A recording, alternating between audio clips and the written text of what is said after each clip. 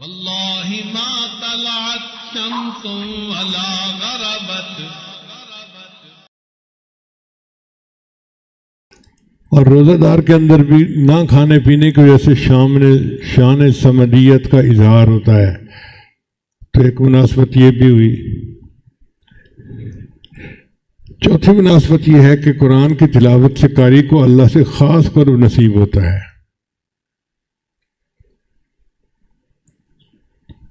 اسی طرح روزہ دار کو بھی روزہ رکھنے سے اللہ کا خاص قرب نصیب ہوتا ہے. یہ قرآن مجید دستور حیات ہے، منشور حیات ہے، ضابط حیات ہے، بلکہ پوری انسانیت کے لیے آب حیات ہے. قرآن مجید پڑھنے کی اپنی ایک لذت ہے. جس طرح دھوپ سے آیا ہوا شخص آئس کریم کے لقمے کو بڑے شوق سے کھاتا ہے، اسی طرح جن کے دل صاف ہوتے ہیں وہ قرآن مجید کے ایک ایک آیت کو، ایک ایک لفظ کو اس طرح لطف لے کر پڑھتے ہیں.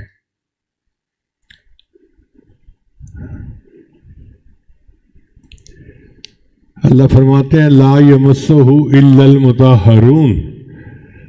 قرآن مجید کی یہ لذت نہیں ملتی مگر ان لوگوں کو جو پاک ہوتے ہیں. جب تک دل پاک نہ ہو قرآن مجید کی وہ لذت نہیں ملتی.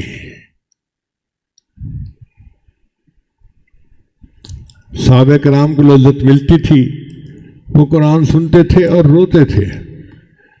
اللہ فرماتے ہیں وَإِذَا سَمِعُوا مَا أُنزِلَ إِلَى الرَّسُولِ تَرَىٰ أَعْيُنَهُمْ تَفِيضُ مِنَ الدَّمْعِ مِمَّا عَرَفُوا مِنَ الْحَقِّ.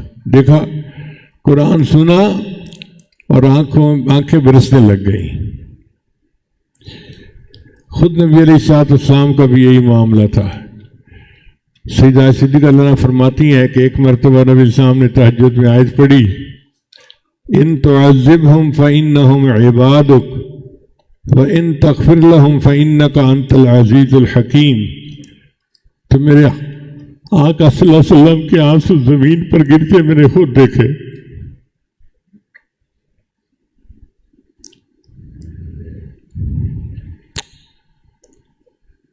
یہی حال سیدنا صدیق اکبر لانوں کا تھا.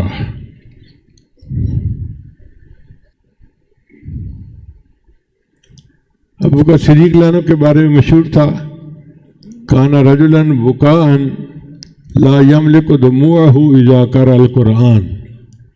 جب بھی وہ قرآن پڑھتے تھے تو اپنے آنسو روک نہیں سکتے تھے، آنسو گرنے لگ جاتے تھے. حضرت عمر لانوں کا بھی یہی حال تھا.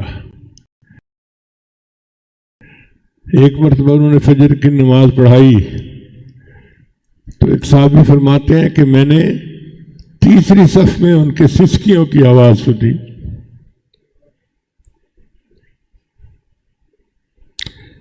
حضرت ابن عمر لعنہ تلاوت کے دوران جب اس آیت پر پہنچے یوم یقوم الناس لرب العالمین تو بہت روئے. حضرت سفیان ثوری رحمۃ اللہ نے پڑھا ایاک نعبد و ایاک نستعین تو اتنا روئے کہ گر گئے. حضرت عمر بن عبدالعزیز رحمۃ اللہ علیہ نے تہجد میں آیت پڑھی فَأَنذَرْتُكُمْ نَارًا تَلَظَّىٰ تو جہنم کا تصور کر کے بے ہوش ہو کے گر پڑے.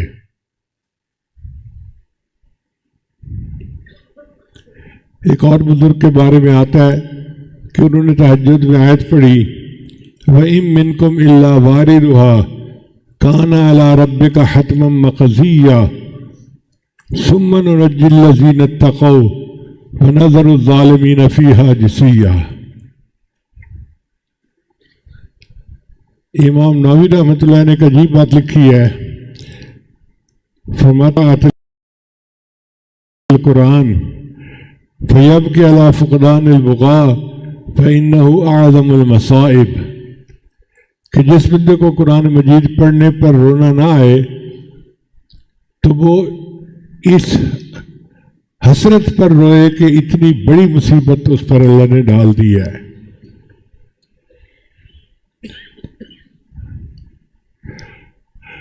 حضرت عثمان غنی لعنہ فرمایا کرتے تھے لو طہرت قلوبکم ما شبعتم من کلام ربکم، اگر تمہارے دل پاک ہوتے تو تمہارے دل اللہ کے کلام سے کبھی نہ بھرتے۔